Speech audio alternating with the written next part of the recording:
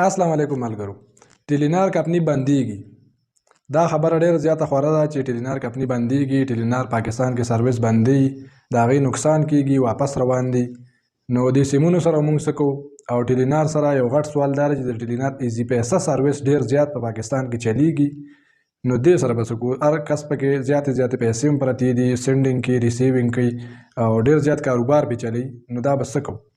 حقیقت خبره ده که چېرې دا خبره رښتیا وي نو دا یو غټه مسله ده. او اوس چې په خبرونو کې کوم نیوز راځي په هغې کې دا راځي چې 30 جون د دې لاست ډیټ دی. 30 جون نه بعد به ټیلینار چې کوم محکمه ده، کوم د دې مالکان دي، هغوی به د پاکستان نه لاړ شي. اصل خبره څه ده؟ معلومات څه دي؟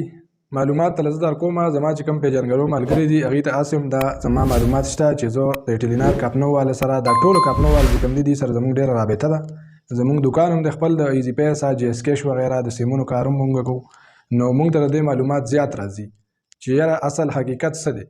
نو حقیقت په تاسو سره زه شیر کوم ځکه چې ډېر ملګري دلته زما نه تپوس کوي چې یاره دا څنګه خبره ده، موږ په دې باندې پوه کړه. نو ما ویل چې یاره په دې باندې به یو تفصیلي ویډیو جوړه کړو چې نور کوم ملګري زموږ پښتانه زموږ نه لرې دي خو دا معلومات هغې هم کول غواړي. نو د ټولو لپاره به یو ویډیو کې دا معلومات ورکړو چې اصل حقیقت څه دی. لومبۍ خبره، ټیلینار کمپني خرڅېږي، ټیلینار والا دلته کار بندوي. دا رښتیا دي که دروغ؟ نو دا رښتیا دي. د سایټ کې یو تصویر د دې کوم تاسو کتلی شئ چې ټیلینار والا پی ټي سی ایل یا یوپون، دا زموږ سرکاري کمپني ده. پی ټي سی ایل او یوپون دواړه د پاکستان حکومت پاکستان سرکاري کمپني ده. نو چونکې دلته کې دې وخت کې د ملک حالات داسې دي چې بله یو پرایویټ کمپني هم هغې اخیستو ته تیار نه ده، ځکه چې د ملک حالات داسې طرف ته روان دي. تاسو ټولو ته پته ده چې ښکلي نه دي او څوک هم پکې خوشحاله نه دي. نو د دې وجې یو پرایویټ بله کمپني د دې اخیستو ته تیاره نه ده، ځکه چې هغوی هم دې یره کېږي هسې نه چې زموږ هم نقصان وشي. نو سرکاري کمپني سره د دې یو معاهده شوي چې که چېرې ستاسو ملک کې زموږ نقصان کېږي نو تاسو به زموږ سره مرسته کوئ. نو د هغې مرستې په وجه باندې اوس یوپون کمپني والا او پی ټي سی ایل والا دي په شریکه باندې دا ټیلینار کمپني اخلي او زیاتره د دې چې کوم هغه حساب کتاب دی هغه شروع دی، تقریبا اخري مراحلو کې دی. بس هغې خپل کار پرېښودو والا دي، تلو والا دي او دې ته هر څه حواله کېدو والا دي. د هغې یو ثبوت خو دا هم دی چې تېر ورځو کې د ټیلینار دلته کوم سیلمین راځي، آر ایس او ورته وي، هغه د دې نږدې علاقې نه چې کوم ریټیلران دي د هغې نه خپل کوم سامانونه چې وو هغې واپس راواغستو او آفس کې جمع کړو. لکه سیمونه او ایچ ال آر ورته وي، کوم ډیوایسونه دي نو هغه هم هغې سره جمع دي. کوم چې الریډي جمع دي د څه مسلې د وجې هغه هم واپس نه راځي او نوي خواړه راځي نه. نو دا دې خبرو طرف ته اشاره ده چې ټیلینار کمپني نور سرویس دلته نه چلی. دا سرویس به اوس یوپون والا اخلي او یوپون والا چې واخلي نو هغوی به بیا دې سره څه کوي؟ هغوی به ټیلینار دا نوم ورو ختموي او دې له به یو نوم ورکوي یوپون، او د هغې چې کومې نمبرې دي، سیمونه دي، لکه 0340 نه والې 49 پورې دا ټول ټیلینار دی. نو دا به ټول بیا یوپون چلی او د یوپون سیګنل به دې ته راځي، د یوپون سرویس به استعمالوي او یوپون والا به خپل کارډونه او وغیره وغیره هر څه کوم سیسټم چې دا به ټول یو کی. لکه د دې یو مثال به زه تاسو ته یاد کړم. د دې یو مثال تېر یو څو کلونو کې تېر شوی دی. پاکستان کې یو بله کمپني وه، وارد به یې هغې ته وی، د هغې هم دلته سرویس کولی نه و، چلېده نه. نو هغې خپله کمپني بنده کړه، خرڅه یې کړه. په چا یې خرڅه کړه؟ د هغې نه جیز اخیستې ده، جیز کمپنۍ والا اخیستې ده. نو جیز ورو ورو سټپ بای سټپ داسې طریقه وکړه چې د هغې هغه سیمونه یې ځان طرف ته راواړولو او د وارد کمپنۍ چې کوم نشانونه، علامات وغیره وو هغې ټول ورو ورو ختم کړو، تقریبا مکمل ختم ورته ووایې. اوس د هغې هغه نمبر یې ټول جیز چلی، د جیز لوډ ورته کېږي، د جیز پیکج یې ورته کېږي، د جیز فرنچایز نه به تاسو راوباسئ وغیره وغیره. ټول کار سیم دی ځان طرف ته د هغې نه رامنتقل کړو. اوس د ټیلینار نمبر دی نو ټیلینار هم دقه طریقه ده، دا به ټول یوپون ځان طرف ته راواړئ. او دې کې یو مین غټه مسله چې کوم ده ایزي پیسه، هغې باره کې ډېر زیات تر کسان پریشان وي چې ایزي پیسې به څه کېږي، ځکه دا ایزي پیسه هم د ټیلینار سرویس دی، دا ټیلینار والا چلی. نو د ایزي پیسې باره کې به زه تاسو ته دا ووایم، دا ایزي پیسه اصل کې د بینک یو اکاونټ دی او ټیلینار کمپنۍ خرڅېدو سره ایزي پیسه باندې څه اثر نه غورځېږي. ایزي پیسه به همدغسې چلیږي، یوپون والا به یې چلي، هغوی به ورله سپورټ ورکوي.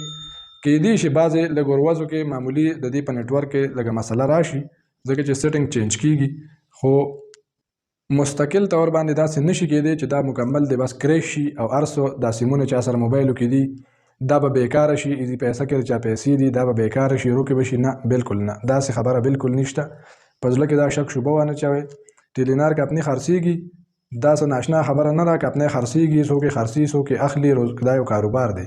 کاروبار د یو سړي چلیږي، بل سړی پرې راشي هغې ته واخلي. نو دې کې د خطر هېڅ نشته.